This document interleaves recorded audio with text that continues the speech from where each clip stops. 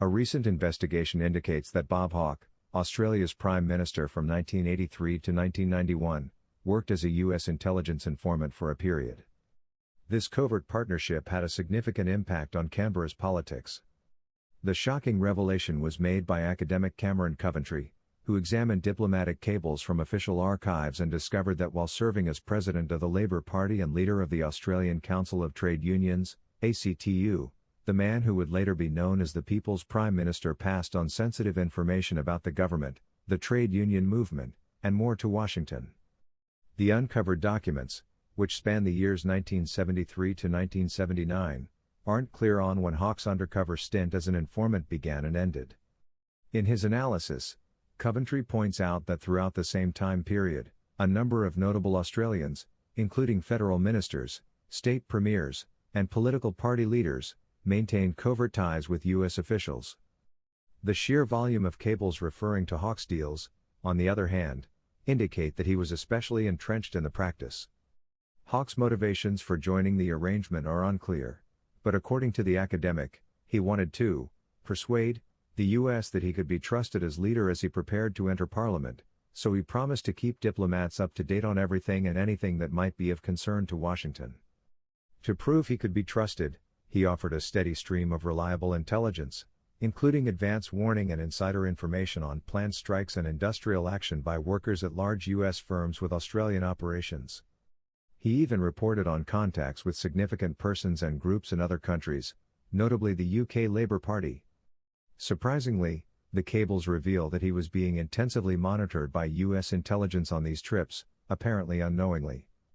For their side, U.S. diplomats saw Hawke as having a lot of potential value as a possible future Labour leader and Prime Minister, as well as a good opportunity to groom him and influence his views and policies.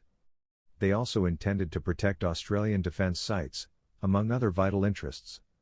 It was proposed that he be invited to Washington to meet representatives from Chase Manhattan Bank, the International Chamber of Commerce, the Brookings Institution, and other organizations and be educated on the merits of the then burgeoning doctrine of neoliberalism.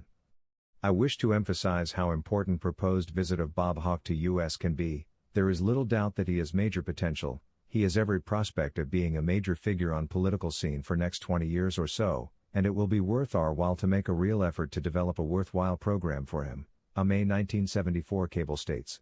3 months later, another cable praised Hawke, confidently predicting that he would eventually be turned into the perfect Australian Labour leader. Great news, considering that the country was led at the time by Gough Whitlam, a far from ideal Labour leader from the U.S. perspective.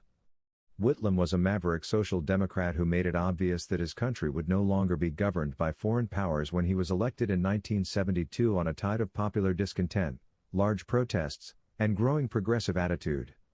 Within months, he'd eliminated royal patronage, recognized the People's Republic of China, drafted plans for Aboriginal land rights, stopped conscription, and withdrew all Australian troops from Vietnam, with his ministers calling the U.S. war their corrupt and savage. Whitlam owes his win in part to the ACTU, a powerful political and social organization in Australia at the time. As a result, Hawke's leadership of the council was incalculably valuable to his handlers, and Coventry adds that he served to moderate and marshal the movement according to U.S. goals during this time. He warned diplomats early on that he might need to modify his speech to the prevailing line in reaction to the ACTU's left wing, but that this was only for political survival. In other words, whatever radical pronouncements he made would be for show. Hawke also kept up a good public image with the Prime Minister for show. Behind the scenes, he described the Labour leader as difficult, dumb, and egocentric, using short terms of emphasis not suited for a family publication. Whitlam's reputation as a wanted man was cemented in March 1973, when he ordered unexpected and extraordinary raids on the Australian Security Intelligence Organisation's offices, ASIO. Investigators uncovered a trove of sensitive information that had been withheld from ministers for decades as a result of the agency withholding information from the government. Among other things, Whitlam learned for the first time, 17 years after Canberra's entry, that Australia was a member of the global spying network known as the Five Eyes. In reaction, the U.S. Central Intelligence Agency's renowned counterintelligence chief, James Jesus Angleton, believed that the Prime Minister was a serious threat and attempted unsuccessfully to have him removed from office using cloak and dagger techniques. Whitlam would not be deposed as Prime Minister until November 1975, when he was ousted on the authority of Queen Elizabeth II's proxy, Governor-General John Kerr, as a result of CIA and MI6 collusion. At this time, diplomats considered Hawke to have essentially seized the job of opposition leader, and plans to parachute him into Parliament and then into the Labour leadership intensified. Hawke was re-elected by a landslide 8 years later, putting Washington's man in Canberra safely in control. Over the course of his presidency, he completely dismantled Australia's social democracy, deregulated its financial system, floated its currency on international markets, and became known even among his own ministers for his uncritical support for the United States. WikiLeaks made certain facts of his double life public in April 2013, but they did not damage his public image or spark a debate about the extent to which foreign powers dictate Australia's internal and foreign policy and choose its leaders, and if this is an acceptable state of affairs. Citizens, on the other hand, could do well to ponder the words of WikiLeaks founder Julian Assange, who is currently detained in a high-security prison in London, awaiting extradition to the United States for exposing U.S. war crimes. We should understand, Australia is part of the United States. It is part of this English-speaking empire, the center of gravity of which is the United States, the second center of which is the United Kingdom, he has said.